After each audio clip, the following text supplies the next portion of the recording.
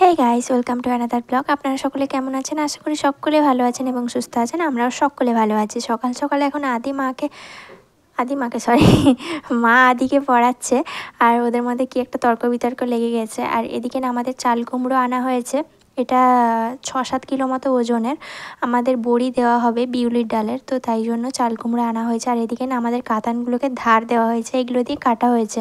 আর কাতানগুলো এত ধার হয়েছে যে মার বাপির দুজনেরই হাত কেটেছে। বাপির তো আনতে আনতে কেটেছে, আর মার তো আজকে হাত কেটেছে। আর ওদিকে হচ্ছে আমাদের বাড়িতে পুজো, মানে লক্ষ্মী পুজো হয়েছে। মা খুব সুন্দর করে লক্ষ্মী পুজো দিয়েছে। আর আমি যে আদির প্রজেক্টটা বানিয়েছিলাম ওটা একবার দেখিয়ে দিই চলো। ওর অনেক দিনের ইচ্ছে ছিল একটা রকেট বানাবে। ও বাচ্চা এখন, ও তো পারবে না, ধীরে ধীরে শিখবে। তো তাই জন্য আমি ওর আশাটা পূর্ণ করে দিলাম। ওর জন্য একটা ইসরো রকেট বানিয়েছি, মানে চন্দ্রয়ান 3 দেখেছিল ও, তাই জন্য ওর এটা ডিমান্ড ছিল যে আমাকে প্রজেক্টে তুই এরকম একটা কিছু বানিয়ে দে। আর এদিকে আমি না একটু হাতের কাজ বানাচ্ছিলাম, মানে আদির পেন্সিল বক্সগুলো না সবগুলো ফুল হয়ে গেছে।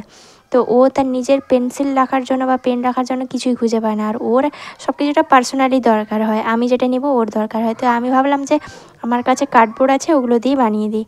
তো অনেকগুলো কাগজও এনেছিলাম আগের দিন, ওগুলো দেখিয়ে দিলাম। আর কালার পেপার অনেক কিছু এনেছিলাম, দেখালাম। আর আমার এদিকে না একটা পার্সেল এসেছিল, আর এগুলো আমি না পরে একদিন ভিডিওতে দেখাবো আপনাদের। আজ আর দেখাবো না, পরের ব্লগটাই দেখাবো। আর এদিকে না আমি পেন স্ট্যান্ডের মধ্যে কাগজটা চিপকে নিচ্ছিলাম ভালো করে।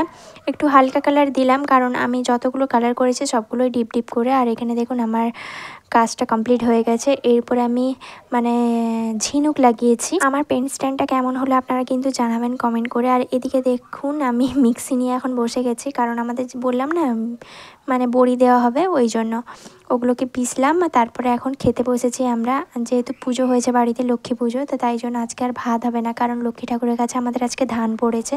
তো তাই জন্য পরোটা আর ফুলকপির তরকারি খেলাম। এখন হয়ে গেছে বিকেল, আর বাপি এসেছিলো একটু ব্রেকে, একটু কাজ ছিল গ্যাসের দোকানে। তো তাই জন্য বাপি এসেছিলো, আর আমি যাব একটু দিদার বাড়ি, কারণ দিদার বাড়িতে আমার যে মামনিদি আছে, ওর ছেলে মানে তোজোর প্রজেক্ট জমা দিতে হবে। তো ওর মা বললো তুমি এসে কিছু বানিয়ে দিয়ে যা। আর এসে দেখি মামনি এখানে কম্পিউটার চালাচ্ছিল, তো আমার দেখে একটু চালাতে ইচ্ছে করলো। আমিও বসছিলাম পরের দিকে, তো আমি এসে ওকে প্রচণ্ড ডিস্টার্ব করলাম, কারণ ও একটা মনোযোগ নিয়ে বসেছিল। তো আমি আসার পর আর বসতে পারলো না, আমি ওর সঙ্গে গল্প করছি তো ও কনসেন্ট্রেট করতে পারলো না, তো তাই জন্য সরি মামনিদি। তারপর আমি একটু বসেছিলাম করতে, অনেকদিন পরে করছি না, কেমন একটা লাগছে। আমার হাতের স্পিডটা পুরোটাই আমার চলে গেছে। তো ওটাই আমি বলছিলাম। আর এতটা ভুলভাল টাইপিং করছিলাম যে আমি নিজেই দেখে অবাক হয়ে যাচ্ছি। মানে আমি ওটাই বোঝানোর চেষ্টা করছি মামনিদিকে যে দেখো আমি আগে কতটা স্পিডে করতাম এই টাইপিংটা, এখন কি পর্যায়ে এসে পৌঁছেছে, শুধু ভুলভাল করেছি। আর বেশিরভাগটাই আমার ভুল হয়েছে। তো অনেক দিন পরে টাইপিং করলাম, আমার বেশ মজা লাগলো ব্যাপারটা। তারপর ওখান থেকে উঠে তো আমি প্রজেক্ট বানানোর কাজে লেগে গেছিলাম। তারপর একটুখানি টিফিন করলাম, মানে মশলা মুড়ি খেয়েছিলাম। আর ওদিকে দেখো বনিও খাচ্ছে। আর এদিকে মামনিদি আর তোজো আমাকে সবাই মিলে হেল্প করেছে কাজের জন্য।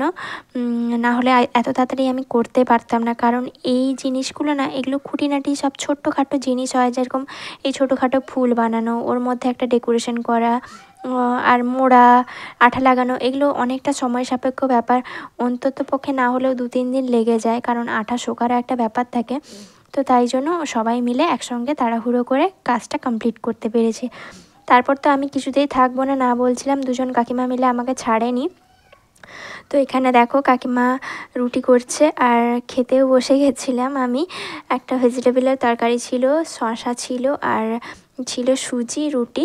তো রাতের ডিনারটা আমি এখান থেকেই করে বেরোবো। আর এদিকে দেখো তোজো খাচ্ছে, সন্ধ্যা থেকে ও কিছু খায়নি, মানে মুড়ি দিয়েছিল ওকে, ও খায়নি।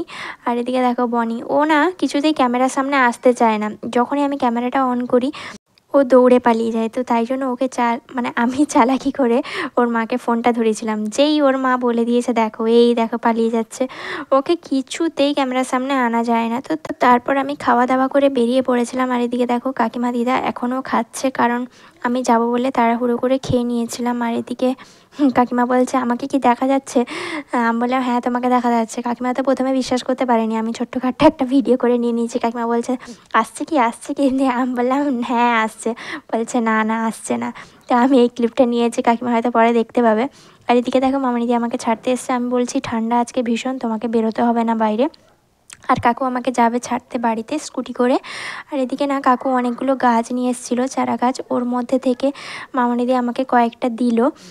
এখানে ছিল বেগুন গাছ, তারপরে বিট গাছ ছিল, লঙ্কা গাছ ছিল। তো ওর মধ্যে থেকে আমি বিট গাছ আর লঙ্কা গাছটা নিয়ে এসেছি, কারণ আমাদের বাড়িতে তো অনেকগুলো বেগুন গাছ হয়েছে, তা আপনারা দেখেছেন। আর কিছুদিন আগে হনুমান এসেছিলো না, সব নষ্ট করে দিয়ে চলে গেছে। তো যাই হোক, এগুলো আবার লাগাবো, দেখি কি হয় কত দূর। তারপরে তো ওখান থেকে বেরিয়ে আমি গেলাম সোজা বাড়ি একদম। আর বাইরে এতটা ঠান্ডা, মানে বলে বোঝাতে পারবো না, হাত পা একেবারে ঠান্ডা হয়ে যাচ্ছে। তো যাই হোক, আমাকে বাড়িতে পৌঁছে দিয়ে যখন আমি দেখলাম বাড়িতে ঢুকলাম, 10টা বাজতে 5 মিনিট বাকি ছিল। তো আমার ব্লগটাও তাহলে এইখানেই শেষ করলাম, আর বাড়াবো না। আজকের ব্লগটা কেমন লাগলো অবশ্যই বলবেন, আর আপনি যদি আমার চ্যানেলে নতুন হয়ে থাকেন অবশ্যই একটু সাবস্ক্রাইব করে যাবেন। তো চলুন, tata, bye bye, good night.